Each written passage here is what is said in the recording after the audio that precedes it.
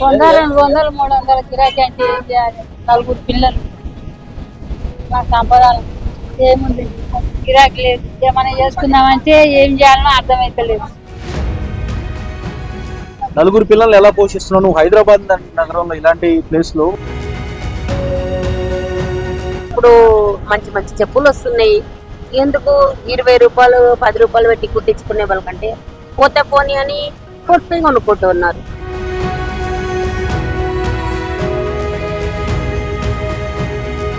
మా పిల్లలు చేయమంటే నేను చేయను, నీతోటి లాస్ట్ వాళ్ళు నేను చెయ్యను అని అన్నాడు నా కొడుకు. చెప్పులు తెగిన తర్వాత ఈ రోజుల్లో కుట్టించుకునే వాళ్ళు తగ్గిపోయారు. చెప్పు తెగిందా పక్కన పడేస్తున్నారు, కొత్త చెప్పులు కొనుక్కుంటున్నారు. అదే షూ కూడా పాలిష్ చేయించుకునే వాళ్ళు కూడా తగ్గిపోయారు. ఇంటి దగ్గరే పాలిష్ చేసుకుంటున్నారు, ఆఫీస్కి వెళ్తున్నారు. అంటే ఇవన్నీ చూస్తుంటే చెప్పులు కుట్టే వాళ్ళ అవసరం మాకు లేదు అనేలాగా ఇప్పుడు ఈ రోజుల్లో జీవనం కానీ ఆ పరిస్థితులు కానీ కనిపిస్తున్నాయి. ఇలాంటప్పుడు కొన్ని దశాబ్దాలుగా ఈ చెప్పులు కుట్టే వృత్తిపైనే ఆధారపడ్డ కుటుంబాలు ఎలా ఉన్నాయి, వాళ్ళ జీవనం ఎలా గడుస్తుంది, రోజుకి ఎంత సంపాదిస్తున్నారు, వచ్చిన డబ్బుతో ఇలాంటి హైదరాబాద్ మహానగరంలో ఎలా బ్రతుకుతున్నారు తెలుసుకునే ప్రయత్నం చేస్తుంది ఏబీపీ దేశం. ఇందులో భాగంగా ఇక్కడ మనం ఉప్పల్లో చెప్పులు కుడుతున్న ఒక మహిళ దగ్గరికి వచ్చాము. ఆవిడతో మాట్లాడదాము, ఆవిడ పరిస్థితి ఎలా ఉందో నేరుగా మీ ముందు ఉంచే ప్రయత్నం చేద్దాం. అమ్మా మీ పేరమ్మా? పుష్పరాజా? పుష్ప. ఇప్పుడు నువ్వు ఎప్పటి నుంచి? చాలా చోట్ల మహిళలు తక్కువ ఉంటారమ్మా చెప్పులు కుట్టేవాళ్ళు. నువ్వు కూడా చెప్పులు కుడుతున్నావు. నువ్వు ఎప్పుడు నేర్చుకున్నావమ్మా? ఎప్పటి నుంచి ఉన్నావు ఈ వృత్తిలో? 10 సంవత్సరాలు అయితే 10 సంవత్సరాలు నేర్చుకున్నా, కుడుతున్నా. అప్పుడు గిరాకీ ఉండే, ఇప్పుడు గిరాకీ లేదు. డెవలప్ అయ్యింది. ఇబ్బంది అవుతుంది. అది నాకు ఇప్పుడు 10 ఏళ్ల నుంచి చెప్పులు కుట్టే వృత్తిలోనే ఉన్నావు. రోజు ఎన్నింటికి తీస్తావమ్మా? ఇక్కడ ఎన్నింటికి తీస్తావు షాపు? 9. ఎన్నింటి వరకు ఇక్కడ కూర్చుంటావమ్మా? 6 గంటలు. గిరాకీ ఉంటే 7 గంటలు రాకుంటాను. లేదు, ఇప్పుడు 6 గంటలకు వెళ్ళిపోతున్నా సార్. 100, 200, 300 గిరాకీ అంటే ఏం చేయాలి? నలుగురు పిల్లలు, మా సంపదాలు ఏముంది? గిరాకీ లేదు. ఏమైనా చేసుకుందామంటే ఏం చేయాలనో అర్థమైతలేదు.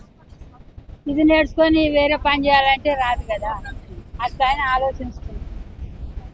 చెప్పులు కొనుక్కొచ్చుకుంటా, అమ్ముకుంటా. అది వీటికి కూడా గిరాకీ లేవు. ఎందుకు గిరాకీ అంటే ఎంత వస్తుందమ్మా? ఇప్పుడు రోజుకి ఎంత వస్తుంది? రోజు ఉదయం 9కి వస్తావు. 300, 400, 300, 400 అవుతుంది. అంతే వస్తుంది సార్. గిరాకీలు లేవు. అప్పుడు బాగా గిరాకీ అయ్యేది. అప్పుడు మంచిగా చేసుకున్నాం, పిల్లలను కూడా మంచిగా నడిపించుకున్నాం. ఇప్పుడు గిరాకీలు లేవు, ఇబ్బంది అవుతుంది. ఇప్పుడు 300 వస్తుంది, గట్టిగా వస్తే రోజుకి. మరి 300 అంటే ఈ 300లో నువ్వు అద్దెం కడుతున్నావు. ఎంతమంది పిల్లలమ్మా నీకు? 4 పిల్లలు ఎలా పోషిస్తున్నావు నువ్వు? హైదరాబాద్ నగరంలో ఇలాంటి ప్లేస్ లో నువ్వు ఎలాగా వాళ్ళతో జీవనం గడుపుతున్నావు అమ్మా? ఇక గడపాలి మరి. టైం అట్లా వచ్చింది సార్, మరి ఏం చేస్తాం? గవర్నమెంట్ ఏమో సాయం చేస్తారు. అప్పుడు ఆడిస్తారు ఈడిస్తారు అంటే అటు ఇటు తిరిగినాం. ఎవరు ఏం రాయలేదు సార్, ఏం ఇవ్వలేదు. అసలు వీళ్ళు ఎలా బతుకుతారు, ఏం వస్తుంది అనేది ఆలోచించిన వాళ్ళు ఎవరు కూడా లేదు. చెట్టోళ్ళే లేదు. ఎవరు బతకాలి ఆలోచించరాలి, ఎవరు బతకాలి. చెప్పు కుడితే ఎంత తీసుకుంటావమ్మా? ఈ 20 రూపాయలు, 30 రూపాయలు. రౌండ్ కుడితే 50 రూపాయలు. బూట్లు కుడితే 100. ఇవన్నీ కూడా ఎంత చిన్న చిన్న కత్తులు కానీ ఇలాంటి ఇవి ఏవైతే చెప్పులకి హోల్ పెట్టే మెటీరియల్ అంతా కూడా వీళ్ళ దగ్గర. ఇవేంటమ్మా, ఏమంటారు దీన్ని? దీన్ని ఏమంటారమ్మా? పవర్ అంట. ఏం చేస్తావు దీంతో? హోల్ పెడతా. హోల్ పెట్టి బూట్లకు రిపీట్లు వేస్తా, చెప్పులకు రిపీట్లు వేస్తా. ఇది హోలు. అంటే ఇప్పుడు ఎక్కువ మంది నీ దగ్గరికి వచ్చే వాళ్ళు ఎవరు వస్తున్నారు? చెప్పులైనా అలాడేసుకున్నా, అవి కొనుక్కుంటోళ్ళు కూడా లేదు. పరిస్థితి గత 2-3 ఏళ్ళ నుంచి కూడా పూర్తిగా గిరాకీ తగ్గిపోయింది. ఎంతలా అంటే రోజుకు ఉదయం 9 గంటల నుంచి రాత్రి 7 గంటలు 8 గంటల వరకు కూడా పని ఉండేది చేతి నిండా. ఎవరో ఒకళ్ళు వస్తూ ఉండేవాళ్ళు, చెప్పులు కుట్టించుకోవడం, చెప్పులు కొనుక్కోవడం ఇలా వస్తుంటారు. అలాంటిది పూర్తిగా తగ్గిపోయి 1200 వచ్చే ఆదాయం కాస్త 300కు పడిపోయింది. ఈ 300 ఆదాయంతో 4 పిల్లల్ని చూసుకోవాలి, ఇలాంటి సిటీలో ఖర్చులు అవన్నీ పెరుగుతున్న ఖర్చులు చూసుకుంటూ బ్రతకాలి. దీంతో అర్థం కాని పరిస్థితి. అంటే ఈ మహిళకు వచ్చింది ఒక్కటే వృత్తి, చెప్పులు కుట్టడం. చెప్పులు కుట్టే వృత్తిపై ఆధారపడ్డ మహిళతో మాట్లాడాము. ఆ మహిళ ఏం చెప్తుందో విన్నారు. మరో ప్రాంతానికి వచ్చాం, ఇక్కడ చూద్దాం. ఇక్కడ కూడా చెప్పులు కుట్టే వృత్తి పైన ఆధారపడి జీవిస్తున్న వ్యక్తిని కలుద్దాం, మనం ఆయనతో మాట్లాడదాం, ఏమంటారు కూడా ఆయన విషయాలు ఏం చెప్పబోతున్నారు, ఈ వృత్తి ఎంతవరకు ఈ రోజు వాళ్ళ జీవితాన్ని ముందుకు తీసుకెళ్తుందని మాట్లాడి తెలుసుకుందాం. మీ పేరండి? ప్రవీణ్ కుమార్. ప్రవీణ్ గారు, మీరు ఎన్ని సంవత్సరాల నుంచి ఉన్నారు ఈ వృత్తిలో? 10 సంవత్సరాల నుంచి. మేము మా భార్య మా పిల్లలు అందరం భూమిలో బతుకు. 10 ఏళ్లలో మొదట్లో ఎంత వచ్చేది? అంటే ఒక 1000 రూపాయల వరకు సంపాదించే వాళ్ళ, రోజుకి ఎంత సంపాదించేవాళ్ళు, ఇప్పుడు ఎంతకు పడిపోయింది? ఇంకా రోడ్ల మీద గిరాకులు అయితే లేవు. ఎవరు వచ్చి అప్పుడు కూడా 10 రూపాయలు 5 రూపాయలు కదా, నేను కాలమే పోతుంది. ఈ కాలం ఇట్లా బతకాలని ఎట్లా బతకాలి ఇక చెప్పండి. ధరలు పెరిగిపోయినాయి, అన్ని పెరిగి- ఉప్పు పప్పు నూనె అన్నీ పెరిగిపోయినాయి. చెప్పు కుట్టినప్పుడు 10 రూపాయలు అంటారు, ఇంకా అదే ధర కదా ఇది, వాళ్ళు మాత్రం ఇది పెరిగిందని ఆలోచించారు. పెంచారు. ఒకవేళ ఇయ్యనట్టు వాళ్ళు వెళ్ళిపోతారు, ఒకవేళ తిట్టారు, గొడవ పెడతారు, ఒకవేళ కొట్టానికి కూడా వస్తారు. కొట్టడానికి కూడా వస్తారా? కాబట్టి ఇంకా మనం ఏమనలేదు, ఇంకా రోడ్డు ఉంటున్నాం కాబట్టి ఇక వాళ్ళకి ఏమనలేకపోతే వదిలేస్తారు అంతే ఇక. మరి రోడ్డు మీద పెట్టుకున్నారు మీరు ఈ షాపు. రోడ్డు మీద పెట్టుకున్నప్పుడు మీకు ఏమైనా అధికారులతో ఇబ్బంది ఉంటుందా? ఇక్కడ నుంచి తీసే అబ్బా ట్రాఫిక్ అడ్డు అవుతుంది అనే పరిస్థితులు ఏమైనా ఉంటాయా? మంది పోలీసులు వస్తారు, మున్సిపల్ పోలీసులు అందరూ వచ్చి ఇక్కడ కూర్చోవద్దు రోడ్డు మీద విషయాలని ట్రాఫిక్ పోలీసులు కూడా ఎమ్మడబడుతుంటారు. ఈ షాపుల్లో ఉన్న వాళ్ళు కూడా ఇక్కడ కూర్చోవద్దు, నువ్వు మా కాట ఎట్లా పోవాలి పోవాలి కూర్చోవద్దు కూడా ఇటు కూడా కోర్టు పెట్టి మన రాక మేము ఏం చేస్తాం చేసుకోపని చేతి నుంచి కూర్చొని వచ్చాను ఇక. మీ దగ్గరికి వచ్చి చెప్పులు కుట్టించుకునే వాళ్ళు కానీ, షూ పాలిష్ చేయించుకునే వాళ్ళు కానీ ఎందుకు తగ్గారు అనుకుంటున్నారు మీరు?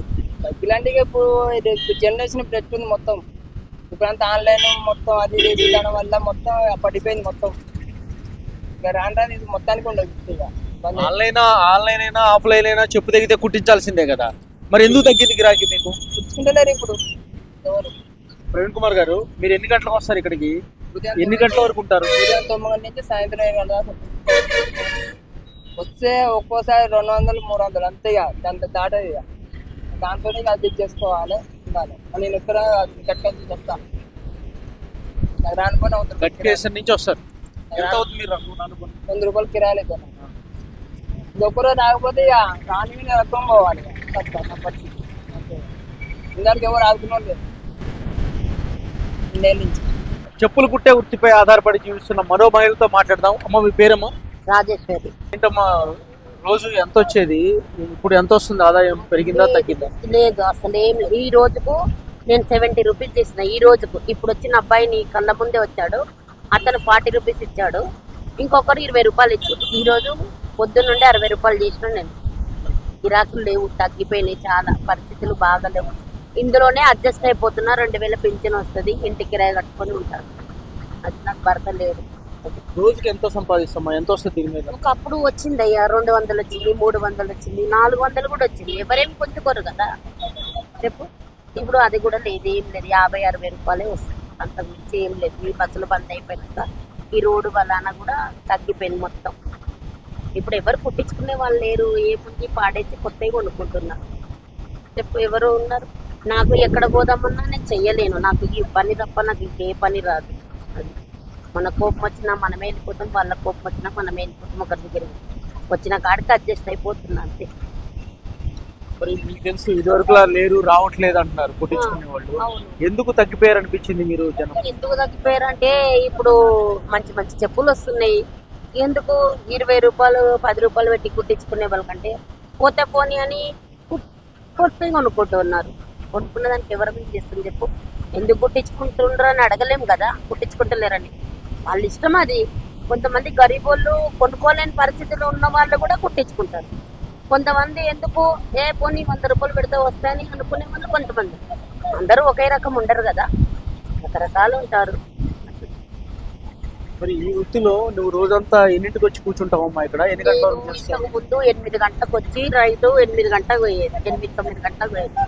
ఇప్పుడు నాకు కూడా కొంచెం నాకు చేత కావడం లేదు. 9-10 గంటలకు వచ్చిన, 10-9 గంటలకు వచ్చి నైట్ 9 దాకా ఉంటాను. ఎన్ని సంవత్సరాల నుంచి ఇక్కడ నువ్వు చెప్పులు కుడుతున్నావు? నేను 10 సంవత్సరాల నుండి కొడుతుంది ఇక్కడ.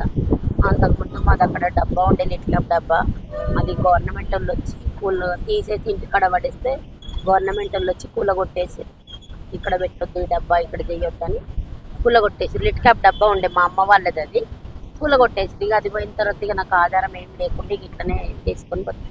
ఎక్కువ ఇంకెంతకాలం పని చేస్తామో తెలియదు, ఇంకెంతకాలం ఇక్కడ ఉంటామో తెలియదు.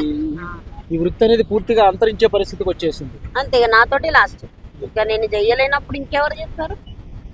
మా పిల్లలు చేయమంటే నేను చేయను, నీతోటి లాస్ట్ వాళ్ళు నేను చెయ్యను అని అన్నాడు నా కొడుకు. చెప్పేశారు. చెప్పేసాడు డైరెక్ట్. ఈ రోజు ఈ పరిస్థితి ఇలా అవ్వడానికి కారణం కనీసం రోడ్డు పైన వెళ్తూ వెళ్తూ చెప్పు తెగితే కుట్టించుకుందామన్న సమయం కూడా జనానికి లేకుండా పోయింది. ఎందుకంటే ఆ సమయం కేటాయిస్తే ఎక్కడ ఉద్యోగం పోతుందో, ఉపాధి పోతుందో అనే ఒక భయం ఉంది. ఆ చెప్పులు అక్కడ పడేస్తున్నారు, కొత్త చెప్పులు కొనుక్కుని వెళ్ళిపోతున్నారు. ఇలా వెళ్ళిపోవడం వల్ల మా పైన ఆదరణ తగ్గిపోయింది, మాకు వచ్చే ఆదాయం తగ్గిపోయింది అని చెప్పి కూడా ఈ చెప్పులు కుట్టే వృత్తి పైన ఆధారపడ్డ చేతి వృత్తి వాళ్ళంతా కూడా ఆవేదన వ్యక్తం అవుతుంది. మా బాధలు, మా కష్టాలు ఎవరికి చెప్పినా ప్రయోజనం లేదు, ప్రభుత్వం కూడా మమ్మల్ని పట్టించుకునే పరిస్థితి లేదనేది అయితే ఇక్కడ వినిపిస్తుంది. శేషు, ఏపీ దేశం, హైదరాబాద్.